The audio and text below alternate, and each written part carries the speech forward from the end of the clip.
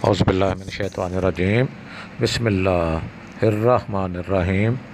नाज़रीन कराम, नूर हिदायत दीनी तालीम की जानब से अस्सलामु अलैकुम वरहमतुल्लाहि वबरकातुहू। मुफ्ती साहब, हम आपके क्लिप्स देख रहे हैं सिर्फ़ इसी नीयत पर, इसी वजह से कि शायद आपने कोई टाइम मुकर्रर कर लिया हो, जेलम जाने के लिए कोई ना कोई शेड्यूल तैयार कर लिया हो, लेकिन नदारत आखिर क्यों, क्या वजह है? जाना नहीं चाहते, दिल नहीं करता, आखिर वजह क्या है? ये कोई बता सकता है कि मुफ्ती साहब जेल में क्यों नहीं जा रहे, जिन्होंने ख़ुद मुलाकात नादर अली साहब से करने पर फरमाया था कि मैं तो बचपन में इस इंतज़ार में था कि मिर्ज़ा साहब के पास आऊँ, चलो और कुछ नहीं तो चाय समोसे ही खा लूँ। जब उन्होंने दावत दे दी, जब इन पर नज़र मेहरबानी कर दी, तो फिर वो क्यों नहीं जा रहे? ये तो कितने खुश नसीब हैं कि जिन पर उन्होंने नज़र मेहरबानी कर दी है।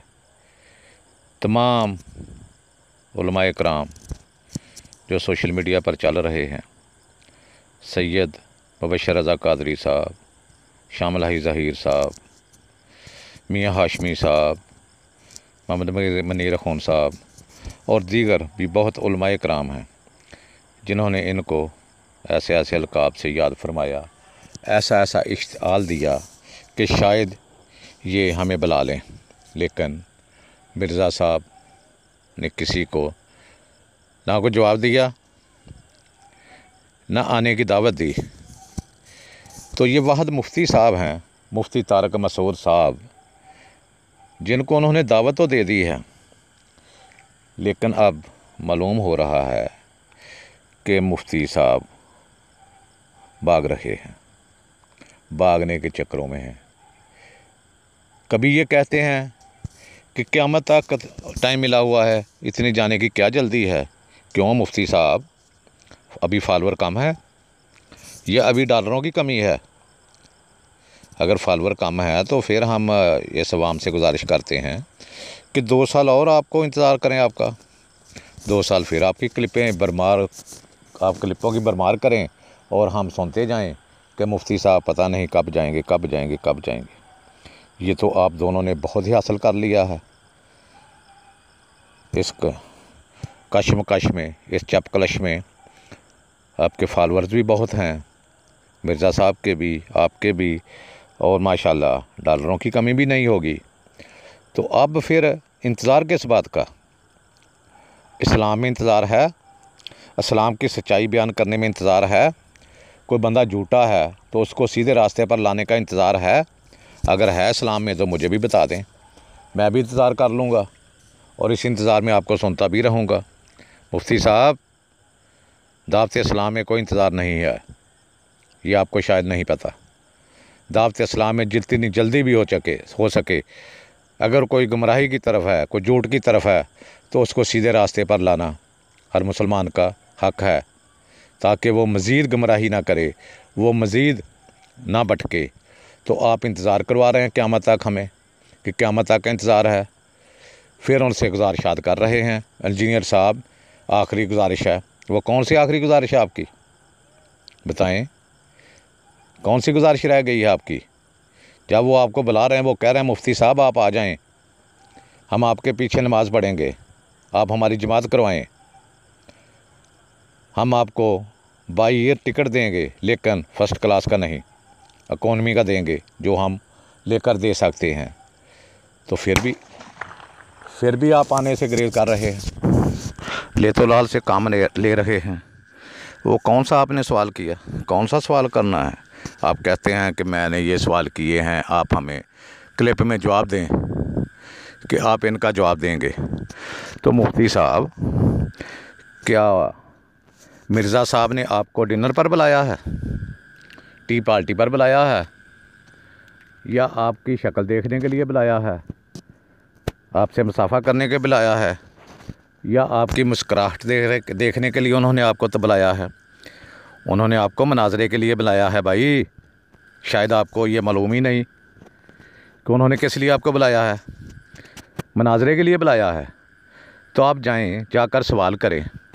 अगर वो नहीं जवाब देंगे तो वो हमको पता चलेगा, कौम को पता चलेगा कि मिर्ज़ा इंजीनियर साहब ने जवाब दिया है या नहीं दिया। आप जाने से पहले ही पे शर्तें बनवा रहे हैं, ये करें वो करें, मैं आऊँगा तो मुझे क्या खिलाएंगे, आऊँगा तो मुझे क्या देंगे, ये मेरे सवालों के जवाब देंगे या नहीं देंगे। मुफ्ती साहब, ये कहाँ का दस्तूर है? ये मनाजरे का दस्तूर है? आपने ओपन मनाजरा करने का उनको चैलेंज किया हुआ है। आपने एक मसले पर चैलेंज नहीं किया, आपने ओपन चैलेंज किया है कि मैं हर मसले पर, हर मसले की बात करूँगा, मसले के अलावा हर मसले की बात करूँगा। तो जब आपने ओपन चैलेंज किया है तो फिर आपको ये पूछने की क्या ज़रूरत है कि आप मेरे इन सवालों का जवाब देंगे या नहीं देंगे? वो ना दें, आप तो जाएं। या आप जाने से कतरा रहे हैं, या भाग रहे हैं, या कोई ऐसी वजह है? अगर कोई ऐसी वजह है तो मेहरबानी मुझे कमेंट्स में बता दें, मैं खामोश हो जाऊंगा। लेकिन खामोश मैं फिर भी नहीं होऊंगा, क्योंकि मैं आप दोनों की असलियत भी ढूंढने की तलाश में हूँ और इंशाअल्लाह बहुत जल्द वो भी सामने लाऊंगा। क्योंकि अभी मैं सिर्फ़ इसी बात पे इत्तफ़ाक़ कर रहा हूँ कि आप दोनों मिल बैठें। अगर आप ना मिलकर बैठेंगे तो फिर मैं वो चीज़ें भी बताऊंगा जो अभी मैं नहीं बताना चाहता। सबसे पहले मैं यही सोच चाहता हूँ कि फ़ाहम तफ़हीम से ये मामला क्लियर हो जाए, लेकिन वो मुझे उम्मीद नहीं कि फ़ाहम तफ़हीम से ये मामला क्लियर हो। तो मैं आपसे, बातें तो बहुत हैं, करता रहूँ तो कोई घंटे लग जाएंगे, लेकिन मैं आपसे यही गुजारिश चाहता हूँ, यही गुजारिश करता हूँ, यही इल्तिजा करता हूँ, अपनी तरफ से नहीं, अपने पूरे मुसलमान भाइयों की तरफ से जिनको आप दोनों ने इस उलझन में डाला हुआ है, सब की तरफ से, कि आप जाएं और जाकर को नतीजा अखज़ करें। उम्मीद है कि नतीजा कोई अखज़ नहीं होगा, लेकिन आपने अखज़ करना है। अखज़ करेंगे तो आपकी बड़ाई होगी। अगर दोनों ने कोई नतीजा अखज़ ना किया तो आप दोनों इंशाअल्लाह अल्लाह रब्बुल इज़्ज़त के रहम करम से, अल्लाह रब्बुल इज़्ज़त के फ़ज़ल से आप दोनों ज़ीरो हो जाएंगे इंशाअल्लाह। मेरी ये दुआ है। तो मैं फिर बार बार आपको यही कहता हूँ कि आप जाएं, ये मत सोचें कि अब कौम आपका फिर इंतज़ार करेगी। अब इंतज़ार की घड़ियाँ ख़त्म हो चुकी हैं।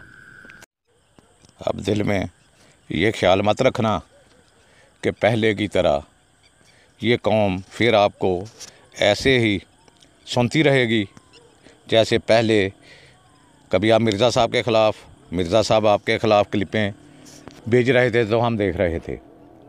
अब कोई नहीं सुनेगा और ना ही आप इतना को बर्दाश्त करेगा कि आपको साल 2 साल आपका इंतज़ार करेगा।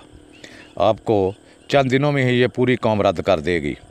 तो मेरी गुजारिश है कि आप जल्दी जाएं और जल्दी जाकर इस फ़ैसला को पाया तकमील तक पहुँचाएँ। तो इसके साथ ही मैं इजाज़त चाहता हूँ।